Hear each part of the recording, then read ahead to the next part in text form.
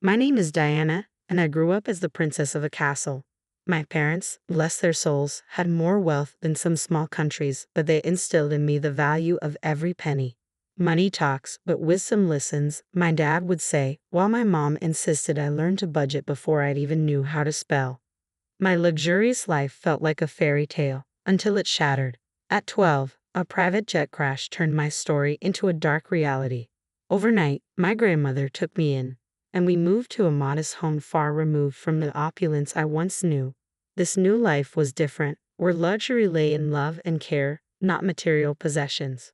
My inheritance was a distant promise, locked away until I turned 25. So I adapted, learned, and thrived under my grandmother's guidance. College became both my escape and my grounding. That's where I met Alex. He was as far from my world as one could get. A scholarship kid with a heart of gold and a wit sharp enough to cut through any pretense. We clicked in a way I never expected. Bringing him home to meet Grandma was nerve-wracking. I hadn't told him about my money. Better he doesn't know, at least not yet, Grandma advised, and I understood her wisdom. I wanted Alex to love me for who I was, not for my bank account. Grandma, this is Alex, I introduced them, feeling my stomach knot. Nice to meet you, ma'am, Alex said, extending his hand, which Grandma shook warmly. Sit, she urged, her eyes twinkling as she observed Alex's nervousness. So you're the young man who's stolen my granddaughter's heart. Alex blushed, a sheepish grin spreading across his face. Ah, I guess you could say that, ma'am. We sat down, and the conversation flowed more easily than I had dared hope. Grandma shared stories of my parents and my childhood that made Alex laugh and look at me with a warmth that swelled my heart. You've got a good one here, Grandma said, nodding at me while looking at Alex. Takes after her mother, strong and kind. But don't let her fool you, she's got a bit of mischief in her too. I can see that, Alex chuckled, squeezing my hand under the table. The evening continued with laughter and shared stories, and Alex blended into our world as if he had always belonged. He even helped Grandma with the dishes afterward, and I felt certain I had made the right choice in bringing him into my life.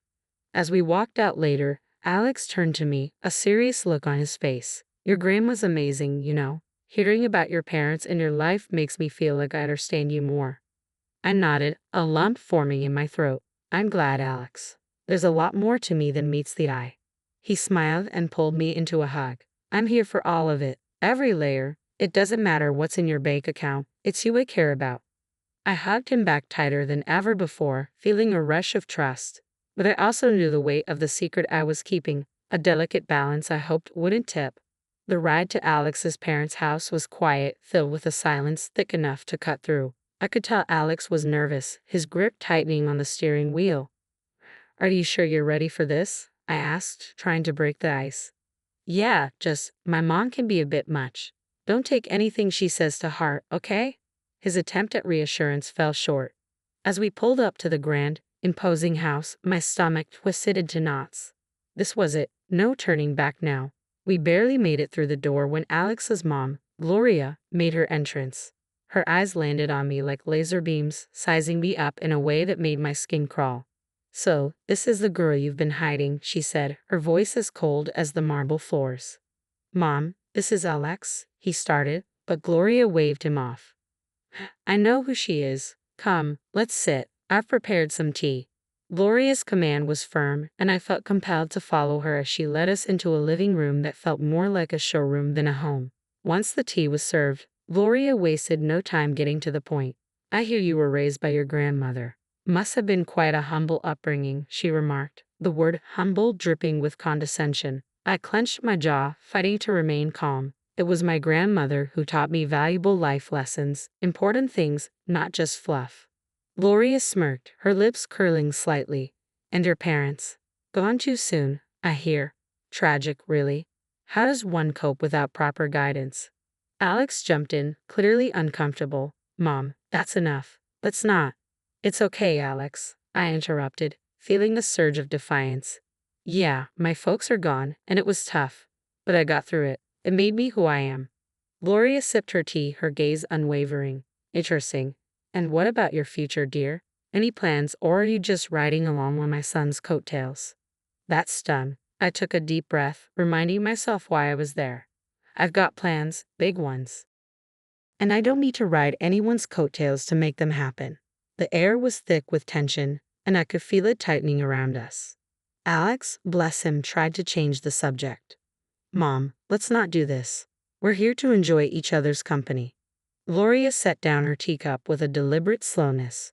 I'm merely trying to understand the woman my son has chosen. You can't fault a mother for caring about her child's future. It felt like a never-ending tug of war where neither side was winning. Just when I thought I couldn't endure any more, Alex's sister Lily made her entrance. Her curious eyes held an edge of judgment that mirrored their mother's. So, you're the famous girlfriend.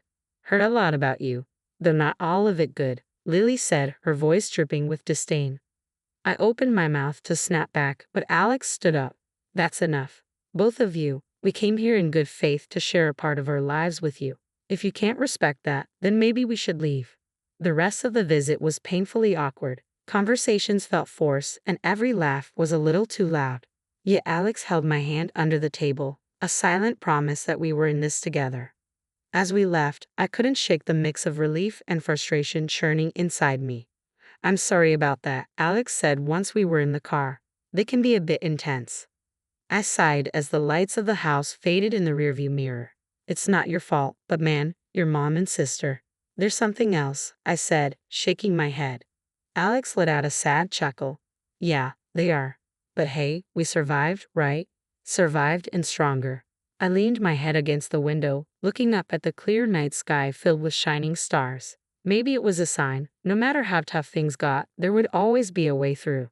But the warning came swift and sharp like a slap to the face at our next awkward family gathering. Gloria, my future mother-in-law, wasted no time laying down the law. If you two are serious about getting married, we're getting a prenup signed, she declared, her eyes drilling into mine as if daring me to object. I kept my cool, shrugged, and replied, fine by me. I'm not after your son's money. I could see Alex shrink in his seat, looking as if he wanted to crawl into a hole and disappear. Once we were out of there, he was all apologies and promises. My mom will get in our way. I promise we'll be happy, he said, his eyes pleading for me to believe him. The wedding planning sailed along smoothly enough, but on the big day itself, that's when the storm hit. Lily, my soon-to-be sister-in-law, got more than a little tipsy and decided it was showtime right in the middle of our reception. She staggered to her feet, glass in hand, slurring accusations loud enough for everyone to hear. This one's a gold digger. Doesn't know the first thing about our kind of life. Illiterate, trying to snag my brother's cash. Her antics didn't stop there. She went on to harass guests with behavior that wasn't even fit for polite society. My face flushed with hot anger and humiliation. Without a second thought, I pulled out my phone and called the cops. This drama needed an audience, and I wasn't about to let Lily's performance go unchecked. The aftermath was a hurricane of accusations and threats. Gloria vowed revenge for the disgrace I had brought upon their family. You've made a mockery of us. The press will have a field day with my daughter's antics, thanks to you. Alex was caught in the middle, trying to play peacemaker in a war that had no room for neutrality. I saw the strain in his eyes and the way his shoulders sagged under the weight of his family's drama. He wanted to keep us afloat, but I stood my ground, my resolve hardening. This wasn't just about me anymore. It was about drawing a line and refusing to let wealth, or the lack thereof, dictate how I was treated. As the dust settled and the night grew quiet, Alex and I sat amidst the wreckage of what was supposed to be our happiest day. I'm sorry, he whispered, but I could only think of how far we had to go. He whispered, his voice thick with unshed tears. I never wanted any of this. I took his hand, feeling the rough edges of our new reality. We'll get through this, but things need to change, starting with setting boundaries with your family. The vow we made that night wasn't just about staying together. It was about fighting for the respect we deserved and refusing to let old money or grudges define our future.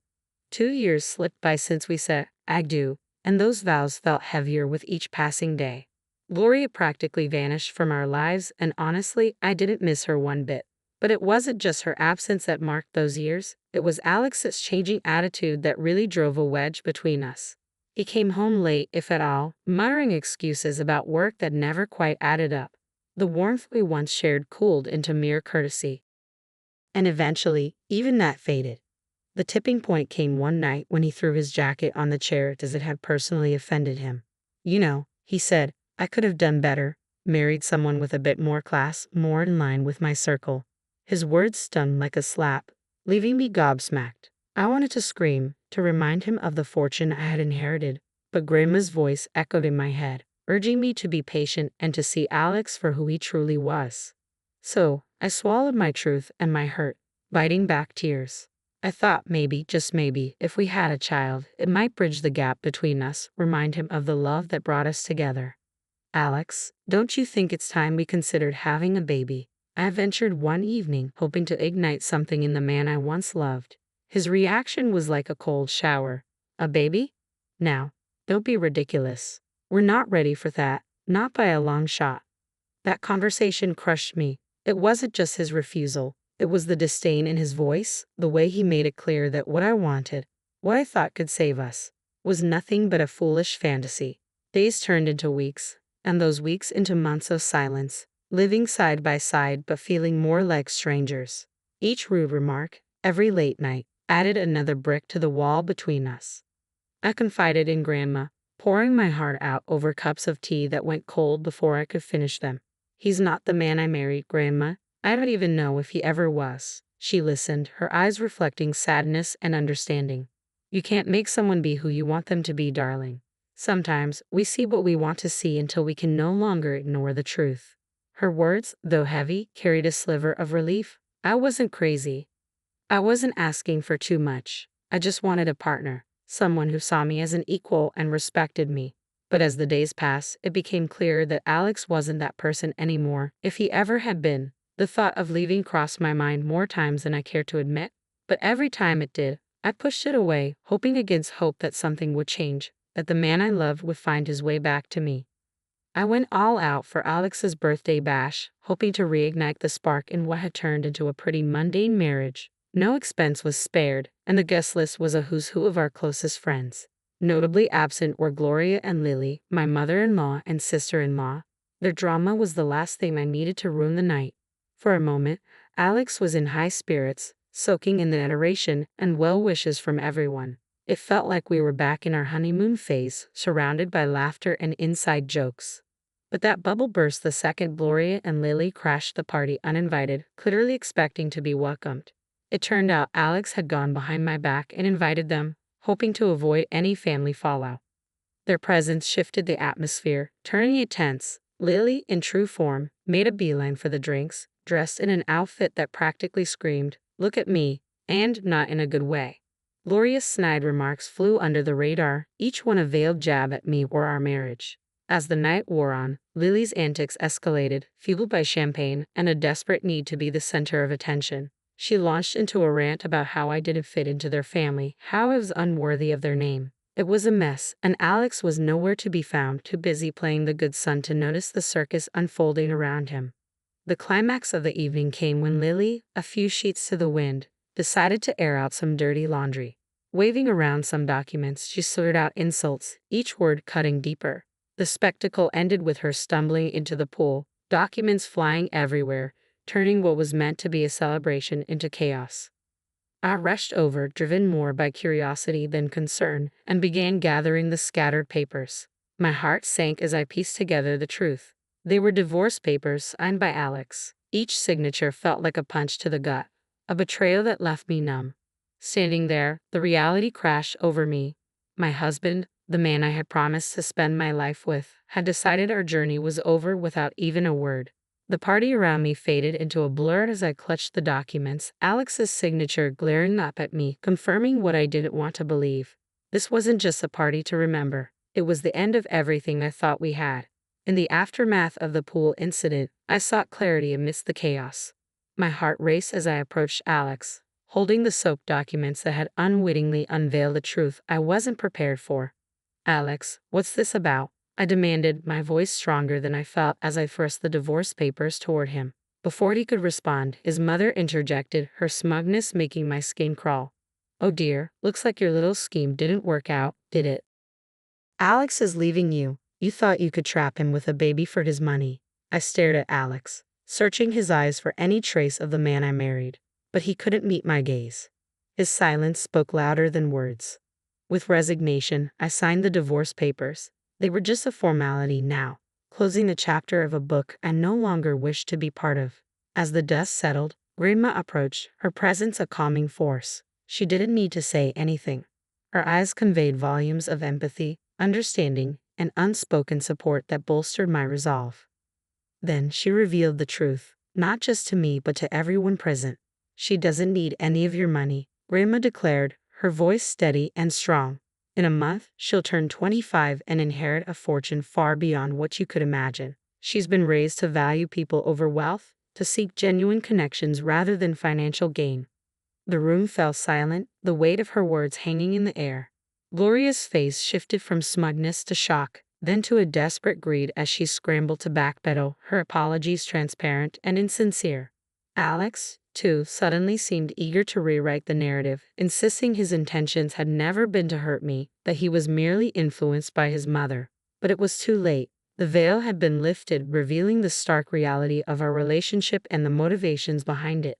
I met their apologies with a quiet smile, not out of forgiveness, but from a newfound inner peace that came from understanding my worth, independent of the wealth that awaited me.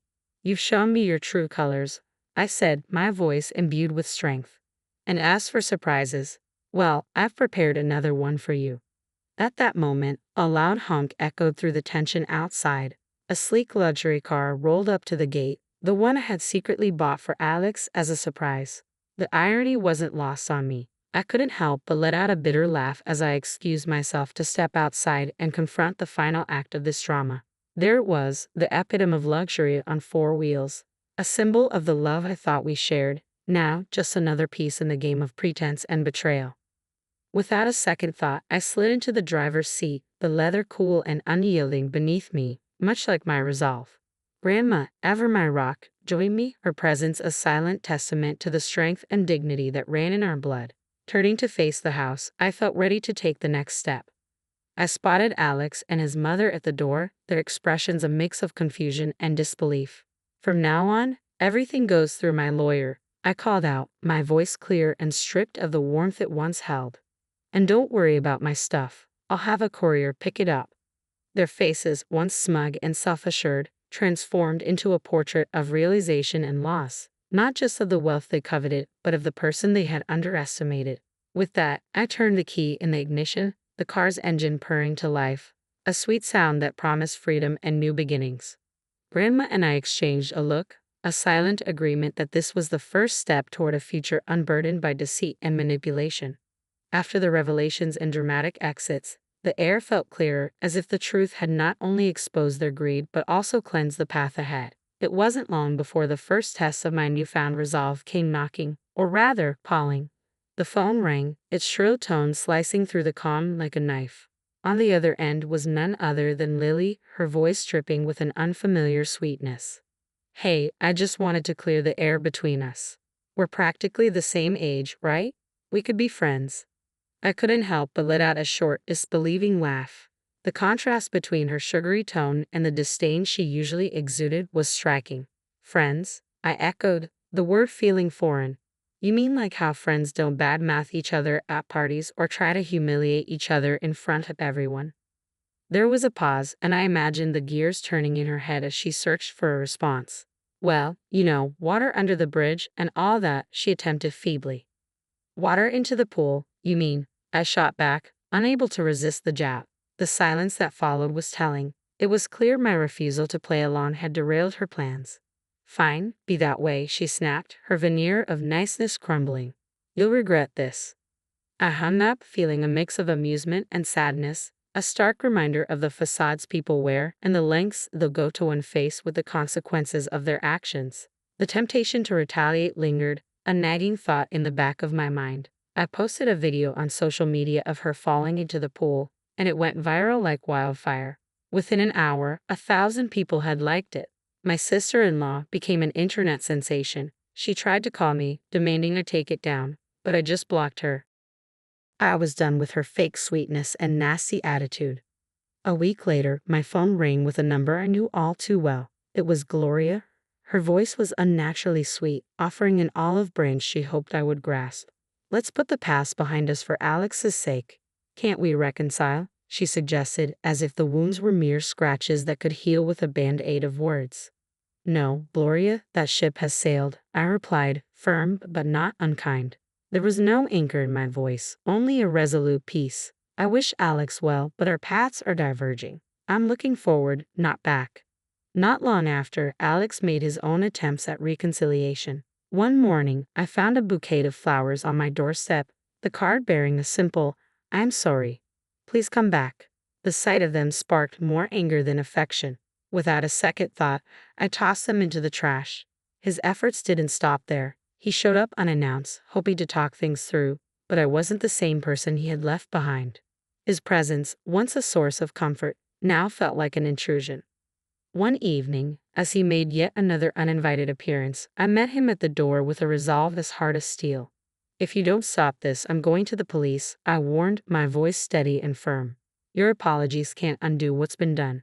It's over, Alex. Really, it's over." The gravity of my words finally seemed to reach him. His shoulders slumped, and with one last lingering look, he turned and walked away. That was the last I saw of him. In the time that followed, I immersed myself in charity work. It became my passion and my purpose. Helping those truly in need and connecting with people who valued kindness over wealth brought me a joy I hadn't known I was missing. Living with Grandma, I found peace in our quiet routine. We'd sit together, planning our next project, our next way to make a difference. During these moments, I realized this was where I was meant to be. I had no illusions about the road ahead. It would be fraught with challenges, perhaps even heartache. But I also knew it would be filled with joy, moments of unbridled happiness, and the kind of love that enriches the soul. So I live my life looking forward, not back. I work, I help, and I hope. I believe in a future where I'll find true love, not defined by wealth or status, but by genuine connection. And yes, one day I'll have those 3 beautiful children I dream of. For now, though, I'm content, building a life of purpose surrounded by love that asks for nothing in return. This isn't just the end of a chapter, it's the beginning of a whole new book, and I'm the one writing it.